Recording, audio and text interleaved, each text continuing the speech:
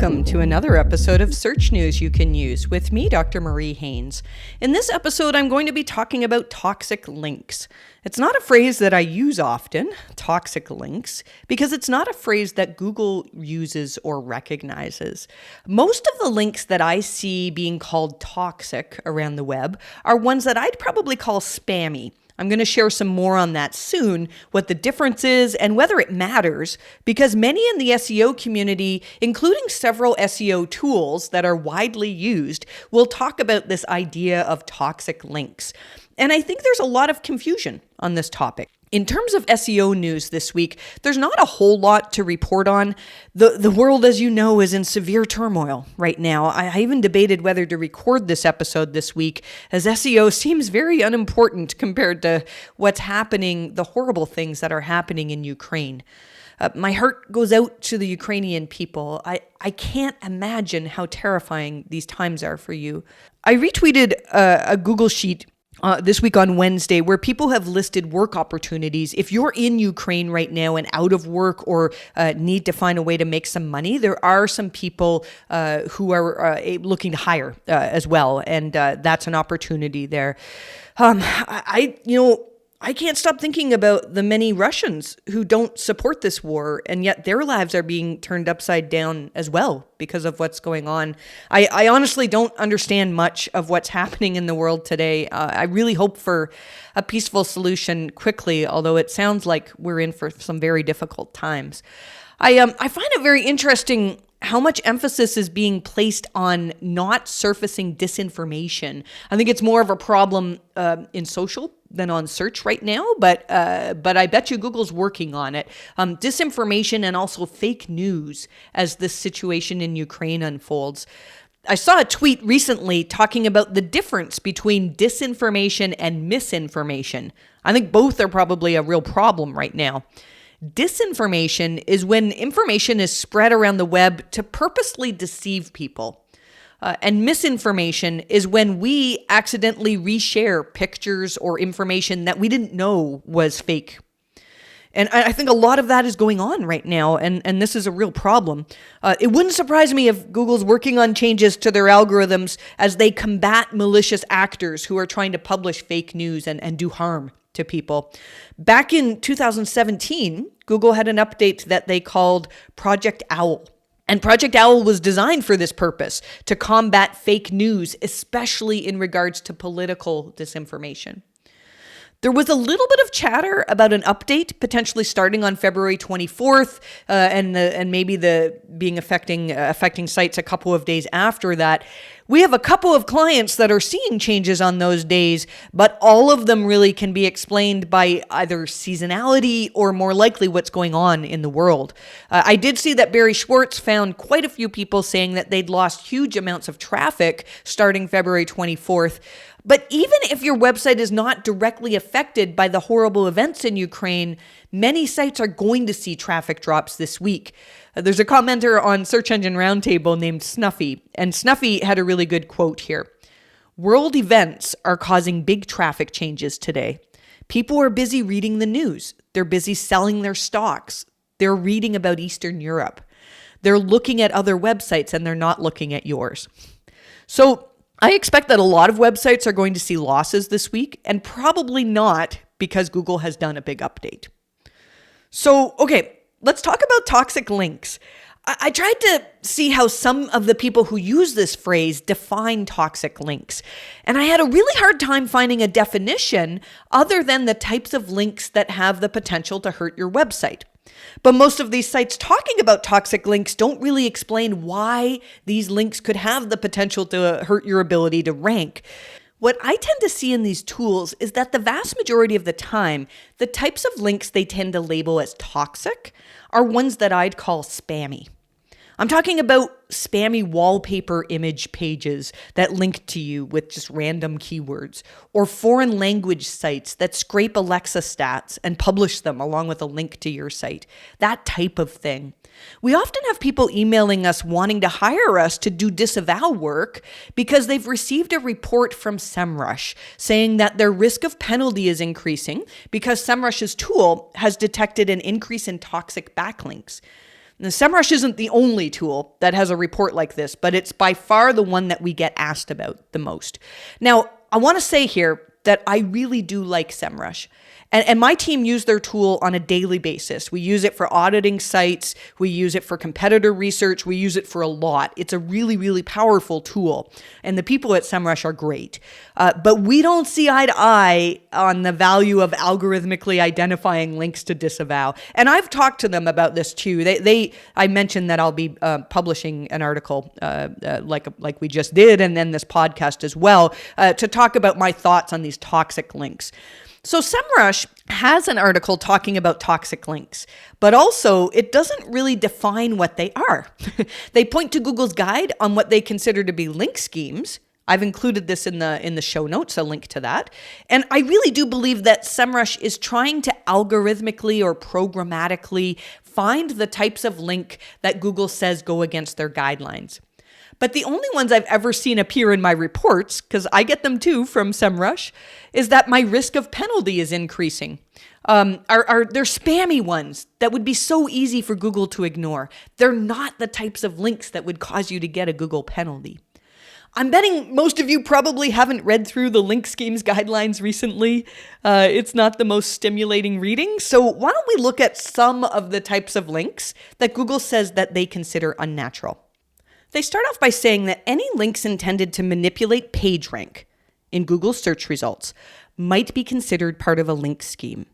Really, that's the short version right there. A link scheme is when you create links that are intended to manipulate PageRank.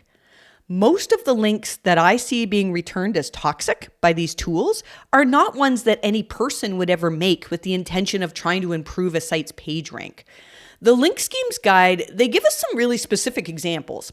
The one that most of us know is that exchanging money for links or posts that contain links is against Google's guidelines. We all know that buying links is not something that Google likes. And then they talk about other examples like exchanging goods or services for links or sending someone a quote, free product in exchange for them writing about it and including a link. End quote. That's something I used to see a lot in my early days of cleaning up manual actions. It was a pretty common way to get links for people to send bloggers a product, and then you could say, write about this, and could you link to us? And then when you're done, you can give this product away to your readers. And usually the links that they wanted were always exact match anchor text. And for a while, this type of thing, getting links in this way, worked really well in Google's algorithms. But it's always been in these guidelines that they have about link schemes.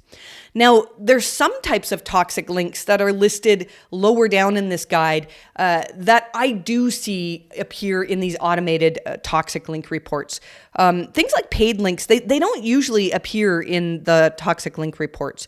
But one example of one that does is, quote, using automated programs or services to create links to your site. This is like hiring someone on Fiverr and using automated software to spam comments around the web or to create forum profiles with optimized signatures. Google figured out a long time ago how to deal algorithmically with links like that. We don't see, as far as I can tell, good SEOs today are not creating forum signatures to build links. I mean, I did that back in the day. The very first forum that I joined for SEO purposes was an affiliate marketing forum, and my signature in the forum was online veterinary advice because that's the keyword that I wanted to rank for. Now, that was back quite a while ago. In 2016, when Google refreshed or reran Penguin, it was Penguin 4.0, it was this type of links that were made just for SEO purposes, that Google became able to algorithmically ignore. Penguin 4.0 was the update where Gary Eash told us that instead of Penguin being able to penalize sites that had lots of link building done, Google had learned to just ignore these links and not penalize the sites themselves. The Link Scheme Guide also talks about low-quality directory or bookmark links as well, which sometimes come up in the toxic link reports. But again, these would be so easy for Google to isolate and ignore. And what I mean by that is they're not likely to be causing problems to your website. They're not likely to cause a suppression to your website. But back in 2012, when Google first gave us the disavow tool, this type of link did have the potential to hurt a site's rankings. I did all sorts of work in helping sites recover from Penguin, and we saw some really good recoveries too. Back in 2013 is when I started getting a large amount of work in removing manual actions and also in helping Penguin hit sites. And something that I started doing was taking note on my spreadsheet. Whenever I was doing a link audit, if I wanted to disavow a domain that I thought I would always disavow this domain, I added it to my spreadsheet. This is my blacklist that got started. I remember one of the first domains that that got added to this list was articlesbase.com. I used to assume that everybody knows these sites, but it's been a while since they were widely used for link building. So some of you might not remember sites like this. Another one was ezinearticles.com. Now, Ezine Articles very quickly after Penguin became a problem, changed to no followed links, if I recall right. But lots of people still use that to create links. There were places where these were basically places where you could create an article, any type of article, and then link back to your site from within that article or from the author bio. I did a few of these. I wrote an article about pet care, and then I'd link back, from my site from that article. And usually you'd link back with a keyword anchored link because that's what worked at the time. And doing this, it wasn't illegal. It wasn't immoral. It was just something that worked to improve your search presence. Now, I dabbled in building a small number of unnatural links, and I've spoken in other episodes about better ways to get links. You don't want to copy those unnatural linking tactics. You really want to be earning mentions. You want people to link to you without even being asked to because your content is so good. It's okay to do some promotion, but if you need to be constantly begging people to get links, then probably you're not on the right track. A good example is when I created a chocolate toxicity calculator, and it got hundreds of good links from veterinary hospitals and articles that really mattered, like articles from authoritative places. But some sites at the time went absolutely nuts with building this type of low quality, unnatural link. And it wasn't uncommon for site owners to hand me spreadsheets where they had made thousands of links like this every month. Because again, this type of thing used to work. And those were the sites back then that if we could find all of these links, or at least the majority of these low quality article links and low quality directory links, where they just link out to every site that wanted a link back, in the early days of Penguin, if we could find all of those and disavow them, we often saw really nice improvements. Incredibly dramatic improvements for some sites with subsequent Penguin updates. So after doing a bunch of these link audits, it became really obvious that there were certain sites that just always would be considered as linking unnaturally by Google. I doubt that Google's algorithms today give much credence to any of the content that exists on articlesbase.com. Although, holy cow, I just checked, and people are still trying to build links this way. I found an article, one of the first articles on Articlesbase right now is on how preventative care can reduce the cost of healthcare. And it has a keyword anchored link to a dentist's site. It's so obviously SEO made. Let's check it out. I'll put it into Ahrefs, and yeah, this is super interesting. This site has very few keywords ranking on page 1. And all of the ones that are ranking on page 1 are branded keywords. So people searching, actually looking for that business itself. It looks like their content is barely ranking for anything. I'm telling you, if we ever get short of clients, we could just look through the articles on Articlesbase and find the sites getting bad link building done and then just start targeting them for link audit work. Or probably better yet, convince them to stop spending money on low quality link building and work on things that actually could help your site perform better. Probably a good site audit, maybe some mention building as well. So I started creating this blacklist of domains that I would always disavow. And it was really helpful for me because eventually this blacklist was tens of thousands of domains. And every time I created a new link auditing spreadsheet, I'd do a VLOOKUP against this massive blacklist, and that would save me many hours of auditing links. Anytime I talked about this blacklist, people in the SEO community wanted access to it. So what I did was I created a tool. It was fun. I programmed it myself where you could basically go to mariehaynes.com/blacklist. If you go there now, you're going to get our article on why we shut it down. And it used to be able to put in a domain and it would tell you whether it was in my blacklist or not. So many people wanted access to the full blacklist. And we eventually made it a service that you could upload a bulk list of URLs and see which of them was on the list. The main idea of this was to save time. When we audit links for a website, we still do it manually. And what I mean by that is we have a whole process where we gather all the links we can find pointing to a site, and then we break it down to one link from each domain for us to we click on it and we evaluate it. Sometimes we'll go further and we'll evaluate more than one link if it's not clear by looking at just one page. But usually we can make a decision on whether or not it's an unnatural link very, very quickly. It's one of the first things that new employees at MHC get trained on. They get hundreds of hours of training and working on link audits to try and determine whether a link could be seen as violating Google's guidelines. The domains that we filtered out using our blacklist were ones that we at MHC do not spend time evaluating because we know that they're likely spam links and they're easy for Google to isolate and ignore. There's no harm in putting them in a disavow file, but disavowing this type of link is unlikely to do much good for a website. As John Mueller said, ultimately, if some random tool can tell you which links to disavow, they're probably already being ignored. If you're listening to this and you're not a regular listener to my podcast, I realize that some of what I'm talking about might sound like I'm not explaining enough. I've talked an awful lot in the past about making disavow decisions and using the disavow tool to your best advantage. And we have a study coming out soon on disavowing links to one of my sites, which will be very interesting as well, too. I tweeted a bit about that this week, but we'll get into that in future episodes. I'm going to link in the description to an article that I wrote a little while back with everything that Google has said in regards to disavowing and our recommendations on whether you should or should not be disavowing links. In my opinion, most sites that think you need to disavow probably do not.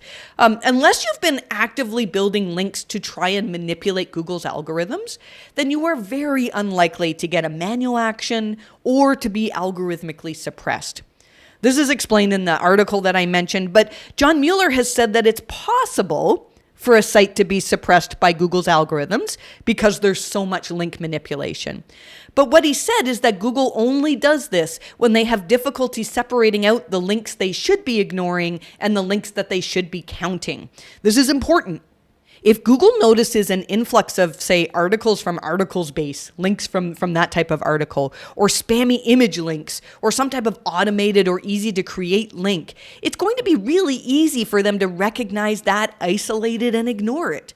But if you've got a mixture of truly natural authoritative mentions combined with paid links that look very much like natural mentions, or other types of link schemes that it's really hard to determine, did you actually earn this or is this a scheme? This can be when it's difficult for Google to separate out what's worth counting and what's possibly manufactured. It's these types of cases where we can see benefit from sussing out the SEO-made links that are just there for page rank purposes and keeping the truly natural mentions. We still do have some sites that benefit from disavowing. In that article that I shared on how we disavow, I've laid out a bunch of criteria to help you decide whether you should be spending more time with Google's disavow tool. And if you're really not sure, you can reach out to us at help@mariehaynes.com and you can book one of our link auditors to help you spend some time looking at your situation. Hopefully this hasn't been too confusing. I've been a little distracted with all that's going on in the world. Again, my heart goes out to the people of Ukraine. I just can't imagine what you're going through. I'm hoping soon that Glenn Gabe and I will be having a discussion on assessing traffic drops. It might be the next episode, although we'll see. We were going to do it this week, but both of us felt that it didn't feel right, and we're going to have a really, really good talk. Glenn and I have both been assessing Google traffic drops for a long, long time, and I really am excited to. We're going to go through his article that he wrote on traffic drop assessments just recently, and I have some questions for him. We're going to have a really good discussion. So that might be 2 weeks from now, but we'll see. If you missed the last episode 2 weeks ago, I had a fantastic chat with Dawn Anderson. We were talking about Google's advances in AI, in their algorithms, how they're using BERT to better understand intent, RankBrain, and what we can expect to see with Mum. Oh, which reminds me, I saw someone tweeting this week that they saw Things to Know live in the SERPs. I haven't seen it yet, but that's what Google talked about at the Search On event, where Mum will help Google craft together incredibly helpful content in the search results. Those different categories that are listed as things to know about a topic, they're not scraped from somebody's website. They're actually learned and crafted by the Mum algorithm itself. So we'll keep an eye on that as that rolls out.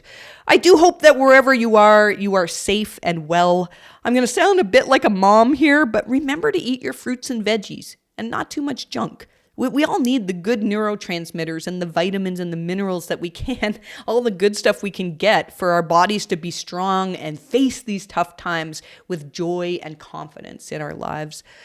So my hope for you is that you're doing okay, that you're handling things okay, and that life is not too challenging right now. I'm going to take off early today, all this talk of eating healthy, and what I'm going to do is bake a caramel cake. It's my oldest's birthday today. We're going to have a little bit of a family get together and play some games tonight and have a good time. So wish me luck with my cake baking. If you've enjoyed this episode, you can subscribe on Spotify or wherever you get your podcasts. We also publish them on YouTube, and sometimes when I have a guest, like we did with Dawn, and a couple weeks before that with Lily Ray, the full video of us having our conversation is on YouTube. You can read most of what I talked about in this episode, plus more SEO news and tips at mariehaynes.com/newsletter. This episode corresponds with newsletter episode number 224. And as always, you can find me on Twitter at Marie_Haynes, or reach out to my team and I for help at mariehaynes.com. Thank you so much for listening, and I wish you the best of luck with your rankings.